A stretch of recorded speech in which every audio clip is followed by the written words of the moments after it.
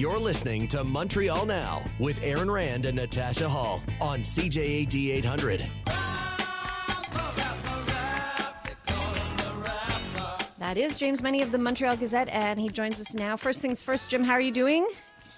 I'm doing very well, thank you for asking. Yes, okay, glad to hear that. You were off yesterday, and glad to have you back with us. Let's talk about this chaos in the National Assembly. I don't know if I found this far too amusing, basically. So a little blue balloon, inflated, deflated, led to chaos in the National Assembly. And Nathalie Roy was off, so I wonder if it's because she wasn't there. Somehow they lost control of the room. Parliament had to be Mom suspended. wasn't around. Yeah, right? Okay, Yeah. Tell us more. Well, yeah, Saul Zanetti is addressing the National Assembly, and he wants to show how basically the Coalition Avenir Québec has become somewhat less than it used to be. So he begins letting air out of a balloon, you know?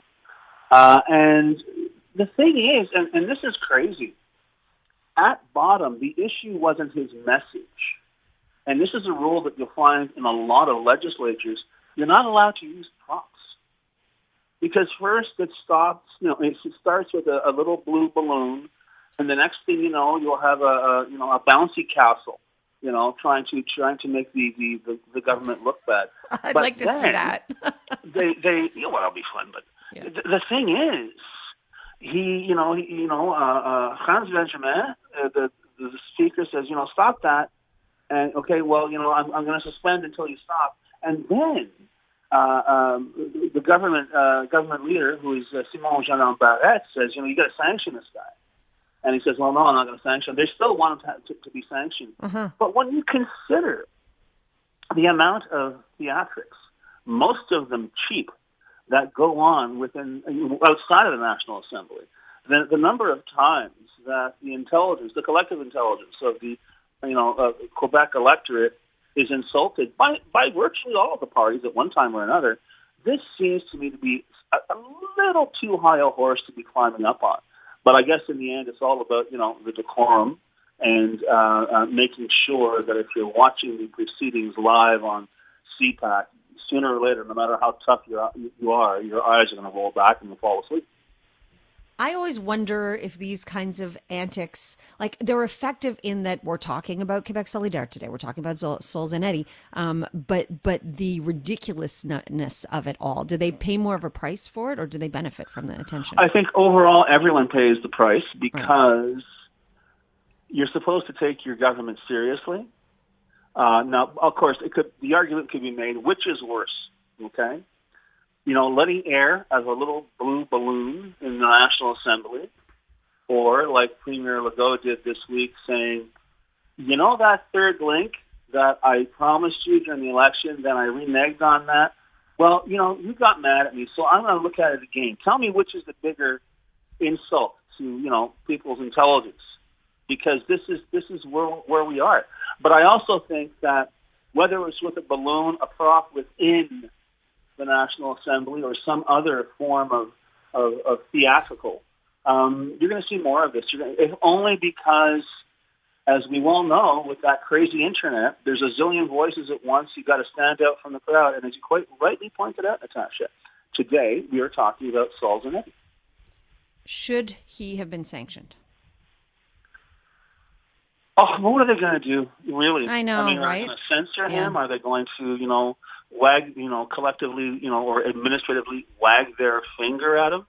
We saw how much that, counts with guys like Pierre Fitzgibbon, who essentially, when there's an ethics complaint, it's just like, yeah, bring it on, so.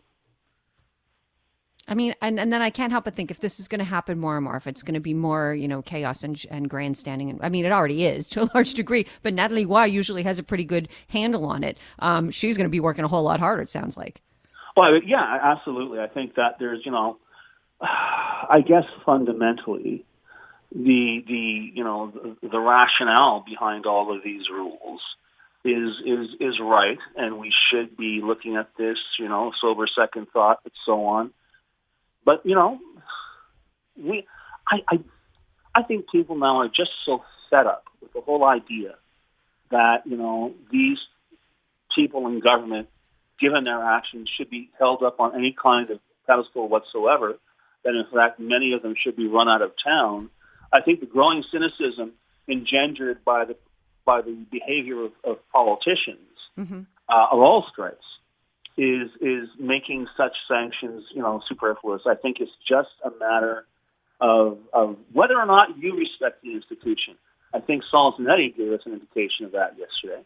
But if you're willing to stand up and deflate your balloon in the National Assembly, I don't think some symbolic sanction is going to change your mind. I think you're totally right. Let's get this one in too. So your headline is the Quebec Liberals add internal feuding to their inventory of dysfunction. I assume this is, well, I don't know. Is this about Frédéric Beauchemin and the accusations of harassment? Beauchemin has spent today denying that members of his entourage threatened or intimidated the head of the Liberal youth wing.